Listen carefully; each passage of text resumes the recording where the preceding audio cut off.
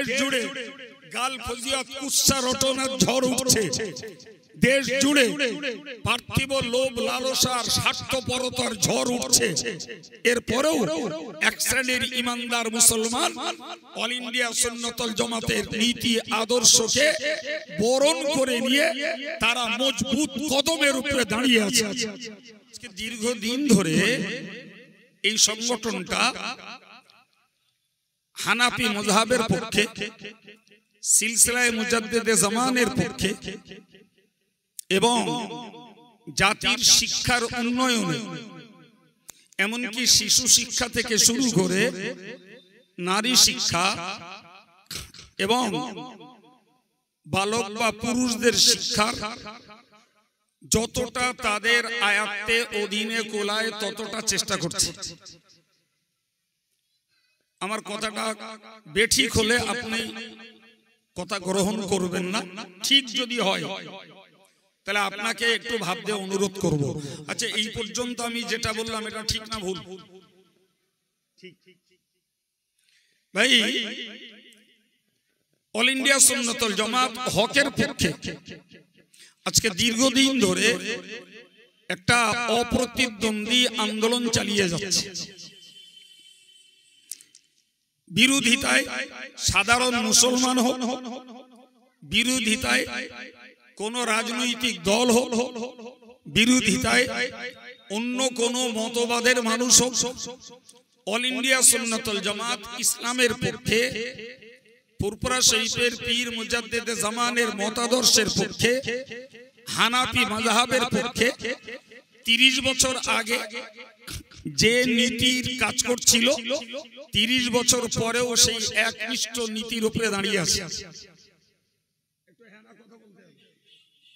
জি, এরপরেও বলুন, দেশের এক শ্রেণীর ভেকধারী এবং তাদের অজ্ঞ মূর্খ অন্ধ কিছু সমর্থক গাল, কুৎসা, মিথ্যাচার, অপপ্রচার এবং বদনাম, কাফের কুফরি ফতোয়া, এদের প্রতি কলঙ্কিত নাম, ভাই এগুলো এদের খেতে হচ্ছে না, হয় না?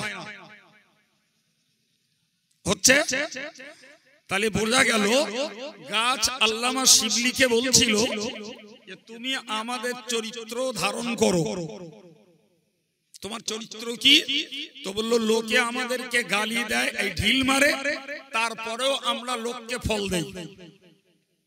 সুবহানাল্লাহ বলে। আচ্ছা, অল ইন্ডিয়া সুন্নাতুল জামাতের আদর্শ কর্মকাণ্ডের সঙ্গে গাছের এই চরিত্রের মিল আছে না নাই? সুবহানাল্লাহ। এরপরে আল্লামা শিবলি নোমানি দেখলেন যে সত্যই গাছের যুক্তির কাছে আমি এক পর্যায়ে পর্যদুস্ত, অথচ আমি মানুষ হয়েও, জ্ঞানী হয়েও, বুদ্ধিজীবী হয়েও আমি গাছের কাছে এক পর্যায়ে হার মানছি। ঠিক না? ঠিক। তো আল্লাহ দেওয়া হিকমত, আল্লামা শিবলি নোমানি চটজলদি ঘুরিয়ে গাছের কাছে একটা প্রশ্ন করলেন। বললে, আচ্ছা, তোমার এই যে নীতি, এই যে বৈশিষ্ট্য, এই যে চরিত্র, তাহলে এই চরিত্র অনুযায়ী তুমি তো ভালো কাজ করছো, তুমি তো সুখ্যাতির কাজ করছো, প্রশংসার কাজ করছো, তাহলে এরপরে তোমাকে লোকে জ্বালানি বানায় কেন? প্রশ্নটা যুক্তি আছে না? নাই? কাজ করছো ভালো, ঢিল মারার পরেও ফল দিচ্ছ, তাহলে লোকে তোমাকে জ্বালানি বানায় কেন? গাছ তার একটা সুন্দর জবাব দিয়েছিল। বলে, দেখুন, আমাকে, আমার জাতিটাকে লোকে জ্বালানি বানায় একটা কারণে, আমাদের মধ্যে স্থিরতা নেই, আমাদের মধ্যে একনিষ্ঠতা নেই, আমাদের মধ্যে দৃঢ়তা নেই। বলে, কেমন? বললে, যখন ঝড় তুফান ওঠে আমরা তখন এক জায়গায় দাঁড়াতে পারি না, দুলে যাই, হেলতে দুলতে এক পর্যায়ে ডাল ভাঙে, এক পর্যায়ে গোড়া উপড়ে যায়, তখনই মানুষ আমাদেরকে নিয়ে জ্বালানি বানাবে। সুতরাং এত ভালো কাজ করার পরেও আমরা জ্বালানি হই একান্ত কারণ আমাদের মধ্যে স্থিরতা নেই। তাই আমরা ঝড়ে দাঁড়াতে পারি না। আমরা ঝড়ের কাছে হার মেনে যখনই উপড়ে পড়ি, ভেঙে পড়ি, তখনই আমাদেরকে নিয়ে লোকে জ্বালানি বানায়। কথাটা যুক্তি আছে? আপনাকে ব্রেনটাকে কনসাস করতে হবে, সতর্ক করে সজাগ করে কথা বুঝতে হবে। ভাই, অল ইন্ডিয়া সুন্নাত ওয়াল জামাত গাল খেয়ে জাতির কাজ করছে, ঠিক না ভুল?